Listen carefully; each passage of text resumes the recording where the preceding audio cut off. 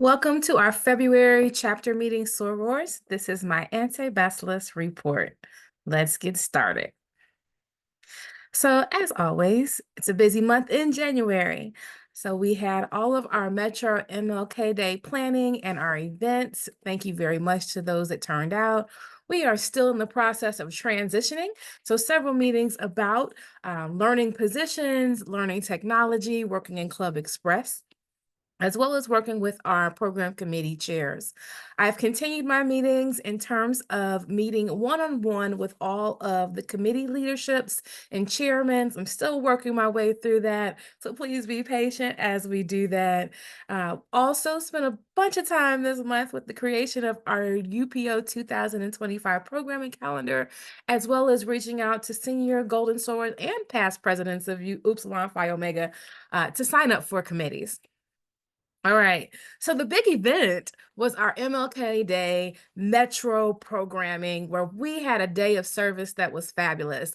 I want to thank everyone that was able to come in person, even though the weather was super cold and probably dangerous to be out and about. We had over 27 people that attended our event. They brought items. We collected over 1,600 items to donate to the Be a Bridge program.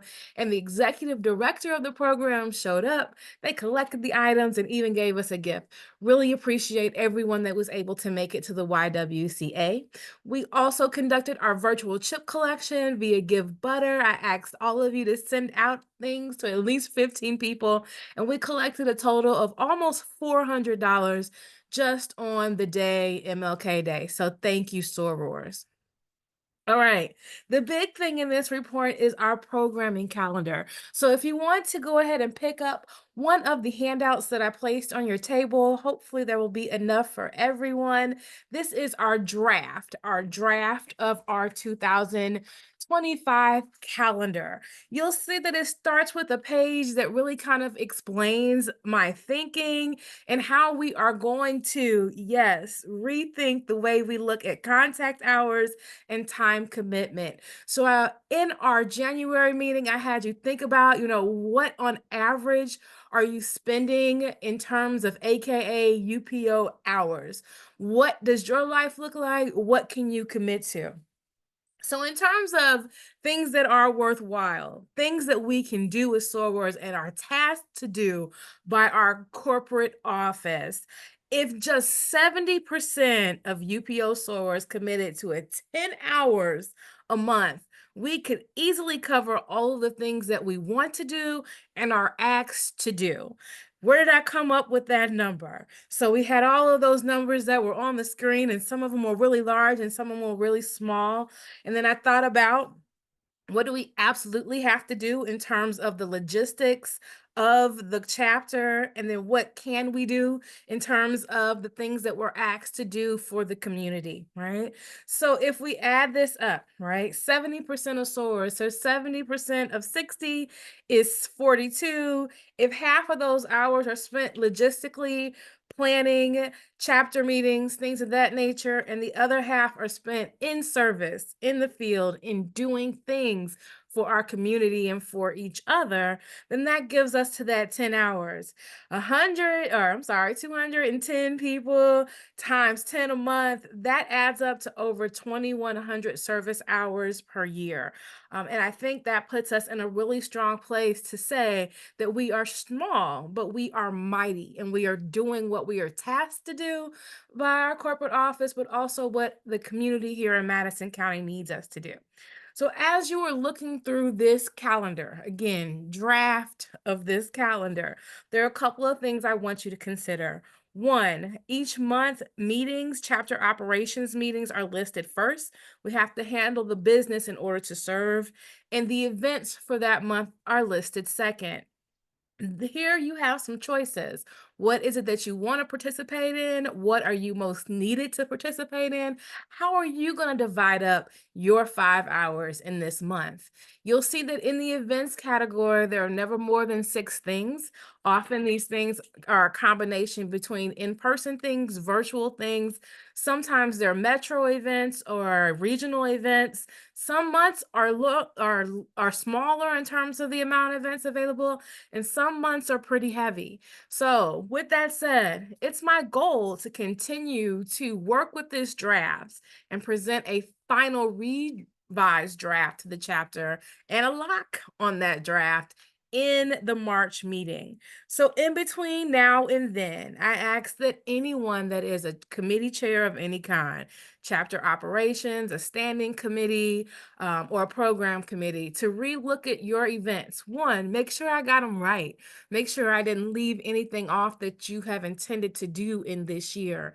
And then if you haven't given me, and some of you have not, exact times or locations, all of these revisions, corrections, and additions I will need forwarded to me via text or email no later than February 24th. Again, that final calendar will be presented in the March chapter meeting, and then it'll be a lock. So if we can do those things, Sword, I would really appreciate it. All right. That takes us to signing up for these committees, right? So I'll just reiterate from last month that each UPO SOAR is asked to serve on just 2 committees. And I've heard you when you said to me, Shantae, but I was serving on 6 committees and I like these committees. Let me be clear. I'm not saying you can't help another committee out. I'm not saying that one of your sorors might not call on you because you have an area of expertise or experience that is needed in a committee that you're not serving on. That's going to happen because we help each other.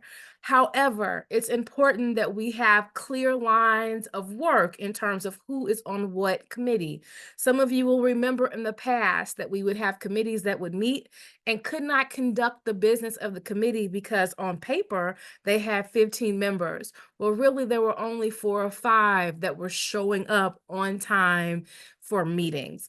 So we're making an attempt to really, again, rethink how we do some of these things so that we can be more efficient and work smarter, not harder. If you're a chair of a committee, you've already been populated into the committee structure. That means one of your committees you've already been assigned to, so you can pick a second one. Committees that are populated by appointment or election or any of those things where you can't choose it yourself are not included in today's committee sign up. So just kind of keep that in mind that not every committee, do you have the ability to say, hey, I want to do this.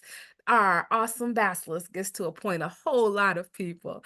And then there are a few committees that meet outside of our in-person meeting structure. And I did mention that in January as well.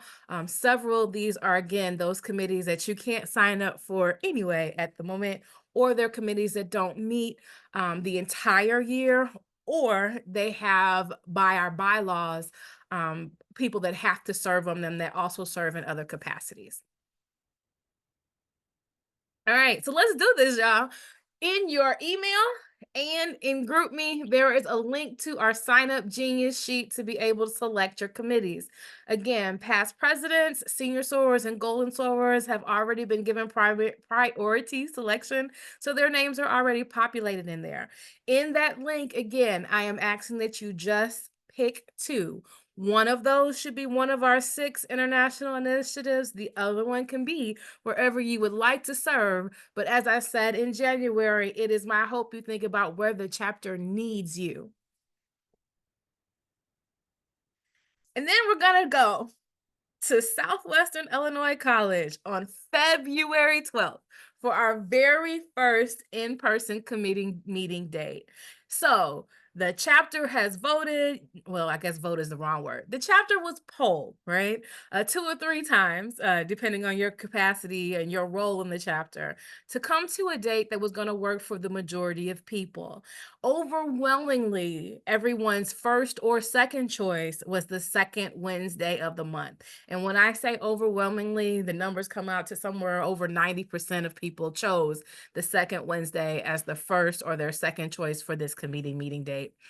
The program committee chairs will meet from 6 to 6:30, and then all of our international initiatives committees will meet from 7:30 from 6:30 to 7:20.